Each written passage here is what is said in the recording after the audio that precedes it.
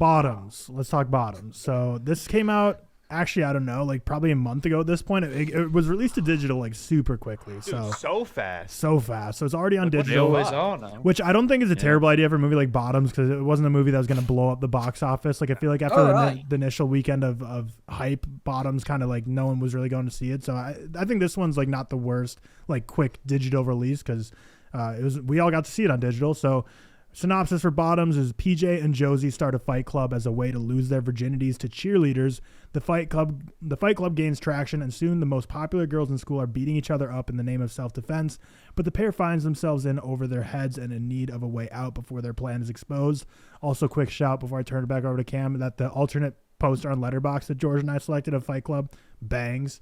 But Cam, I just covered for you while you're letting out the dogs. Now I'll kick it back to you. Fantastic synopsis, Reed. So I guess if you're kicking it back to me, I'll just start with my initial thoughts. I really enjoyed Bottoms. I thought it was very funny at moments. Not every joke hits, I think, like with most comedies now. This, for me, like while I was watching it, I put it in my Letterboxd review because I just did it last night while I was out at the bar. This so easily could have been a like 0.5 out of 100. Like this could have been one of the worst movies ever if the jokes didn't land, because it's so stupid and it's so like over the top, like high school. It's just so like leaning into the high school tropes of like the football players never take off their pads, a million other things that I can't think of at this exact moment. But there's just so much dumb shit in this where if it's not funny, this may have been like one of the worst movies I've ever seen, but I found it very, very funny. So the campiness, I think, works, and like just the stupid like high school tropes, I think work in this one. Shout out Ao Edebiri. I don't know if I pronounced that right. I thought she was hilarious in this. Rachel Sennott is awesome. She is awesome. I agree. Facts. You're very you awesome. Bonked. You need bonked. But yeah, I like the cast top to bottom. I think it was a pretty simple story. Nothing like too crazy. I think George, it's just high school people wanting to get laid. Yep. Yeah, it's just high school people wanting to get laid. George, I think you were the one that said Marshawn Lynch sucked. Yeah, I didn't like him. I thought he was just kind of doing him, so I didn't have an issue with him. If everything he said just felt so forced, like he didn't know how to act. That's fair. Which obviously he's definitely not an actor. But no, that's why I'm not like I didn't remove a half a star because of my dislike of Marshawn Lynch, because I'm fully aware he's not an actor. But like I don't know, I feel like we've seen athletes in movies put on good performances, like Kevin Garnett in Uncut Gems. Obviously, a much better script to work with, but.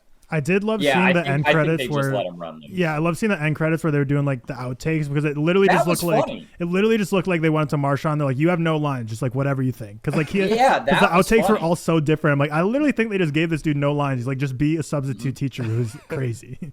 Yeah, I actually really like that in the end credits having the outtakes. Those were funny. But I gave it a 71 out of 100. 3.5 out of 5 stars, I think, but nothing like crazy about this thing. I think it was just a funny, easy to watch hour-and-a-half movie, and sometimes you need that. So Tyler, send it to you. Yeah, just going on the Marshawn Lynch thing. I really enjoyed him in this, but I'm just like a Marshawn Lynch guy. Like I saw him. Oh God, I can't remember the name of it off the top of my head. There's like some like Netflix show. It's like called Murderville or something, where they take like actors and throw them in. Oh, was that like with Will Arnett? Yep, that was like a big where thing, he right? runs it, and he was on an episode, and he was like the fan favorite by far. So I'm guessing that's kind of when Hollywood looked at him and were like, we could throw him in a movie, and I liked him in this. Kind of fun fact about Marshawn in this movie. So obviously this film is about women trying to sleep with women in high school.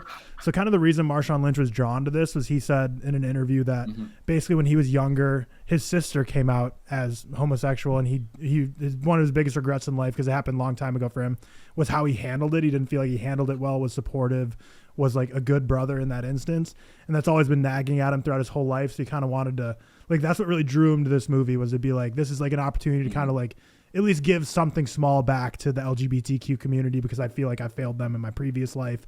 So kind of cool story for him to kind of be in this. Yeah, mainly I did kinda, see that. That was cool. Yeah, kind of mainly for his sister.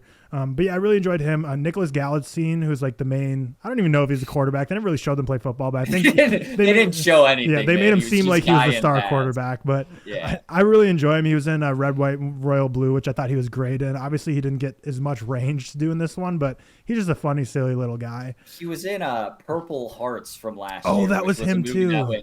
In one ear, out the other, where he was just like Republican military guy, and in this he's just dumbass football player. What a range. He's played his last 3 movies: dumbass football player, homosexual son of the Queen in England, and then hardcore Republican who probably hates his Purple Hearts character, would want to literally kill his Red, White, and Royal Blue character. Weird movie. Yeah, weird filmography, but I enjoy him. I think he's someone we're probably going to start seeing in more stuff, just because I feel like his workload's starting to increase. But I agree with Cam, if the comedy didn't land here, which it didn't all the time, it was like 50-50, it could have been really bad. But I watched this movie, and it's a quick 90 minutes, and I never once was like, I hate this, I want to turn it off, but I never was like in love with it. So it's just like very middle of the road for me. But then that final scene is what kind of put it over the edge to be like a 3 star as opposed to like a 2.5, because I thought that final scene was a whole lot of fun, which we'll talk about more in the later discussion. But I felt like the directing of this movie was just kind of bland. Like, I feel like the story was so wild and all over the place, and the cast from top to bottom I absolutely loved, but like,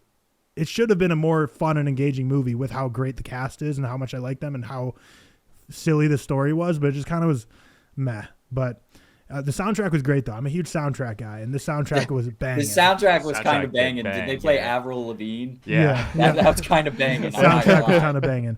Soundtrack was banging. I gave it a 6.2 out of 10 for 3 stars. Last thing I'll say is I've seen people, but when this came out in theaters, compare it to like there's like the modern day Superbad, and it's just not even close. Don't give modern day yourself Superbad is Booksmart. Booksmart. Thank Cam.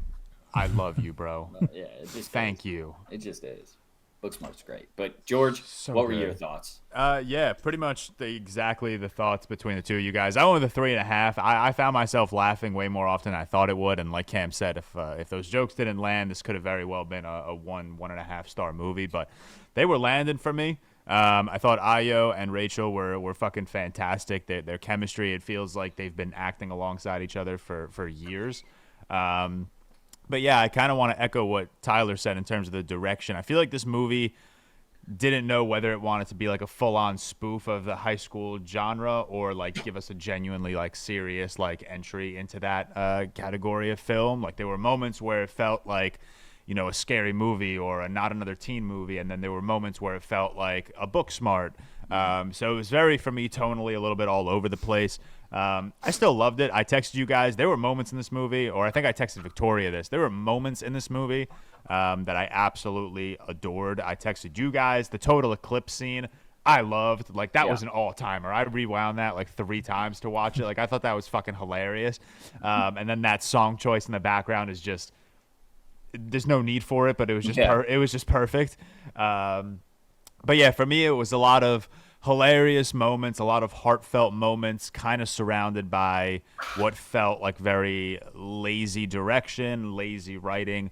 I wish they just kind of leaned more into these, you know, the spoof, you know, genre trope aspect of this movie a little bit more, because I think that would have played to them. But there were moments where they wanted to dial in and get serious, and in a movie full of like just very classic, very standard genre cliches, I don't think it worked as well as I had hoped for.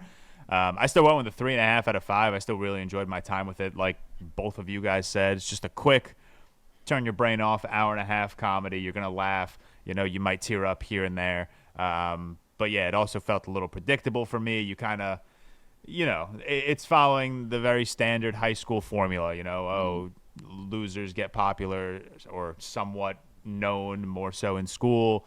You know, they run through their ups and downs. At the end, there's going to be this big like needle drop of them being exposed, and then they're going to hate each other, and then they're going to reconcile, shit like that. But yeah, I think the biggest thing that I take away from what you guys said, if the comedy didn't hit, this could have been a 1 out of 5 stars for me, but it was hitting more so than I expected. And again, Didn't love Marshawn Lynch. I'm just gonna throw that back in there. I thought he was cool. I think it's awesome that he's like in this movie. I don't think this movie is gonna do wonders at the box office. So I think the inclusion of Marshawn Lynch is gonna get a lot of more people to watch it now that it's on digital, which is awesome because I think this movie deserves as many eyeballs on it as possible. But yeah, 3.5 out of 5 for me. I think it's sitting either just inside or just outside my top 20 of the year. But again, I'm still like far behind. I've only seen, I think, like 55 new releases of the year. So yeah, 3.5 out of 5. Great watch for the hour and a half that it was. Yep. So we can get into spoilers now, even though like you kind of ran through the timeline already. Sorry. There's not really anything to spoil, and I don't have an issue with that in an hour and a half movie. That's like about like an hour and a half comedy. I don't have a problem with it being generic. I kind of prefer that.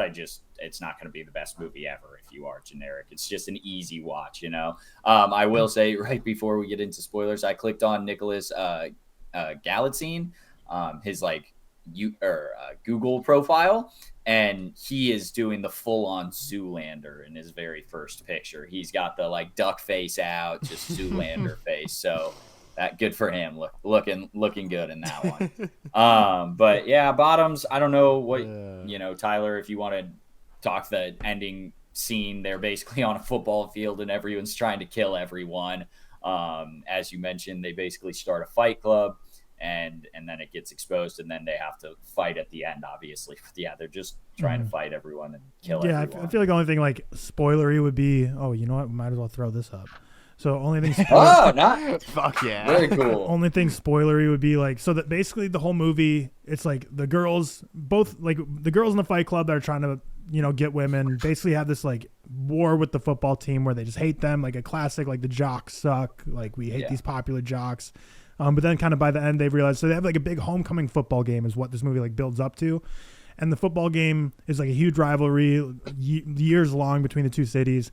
And basically like the girls who hate the football team that were trying to like kind of ruin the night realize, or someone tells them towards the end, that every year at this game, like the other opponents, like they try to kill someone on the football team, like end their pets, like not just like hurt them, like kill them, like literally kill them. So they're like, shit, well, they're going to like kill our people. Like we're not that against them. So we're going to stick up for them.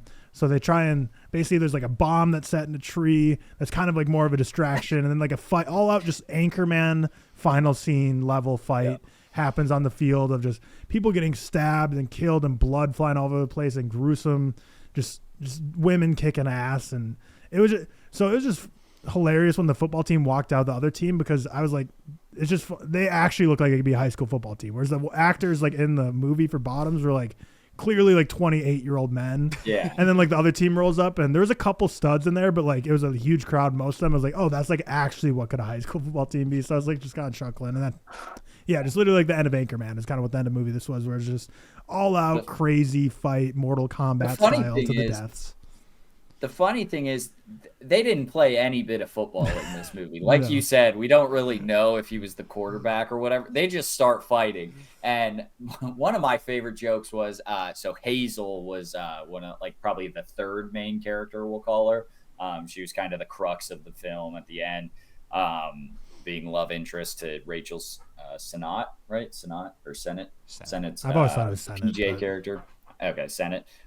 Rachel Sennett's PJ character there. They get together at the end, but they look at her at one point and she's like, oh, now you want a bomb. Because earlier she builds a bomb and like blows up his car or something. Mm-hmm. And I don't know why, but that just had me dying, because I was like just building a bomb at a football game. I can't remember who said it, but I loved when I think one of the girls at the end, basically after the fight ends, they're like, did we kill that guy? And I think Rachel Sennott was the one who was like, oh yeah, we've killed a lot of people. Like there's a lot of people dead here right now. And that just made me laugh out loud.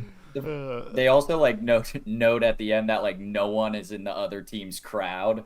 And I watched that and I was like, this is so, like I was thinking before that, I'm like, there's no one there. This is stupid. Like they didn't even try. And then they make note of it and that made me laugh.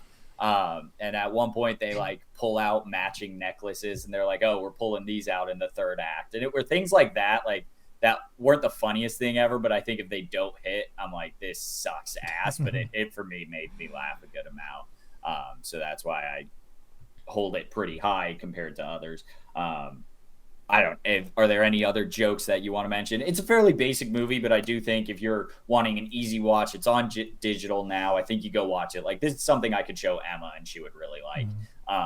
But I got nothing it's else not for it. something that's going to win film awards, you know? Mm-hmm.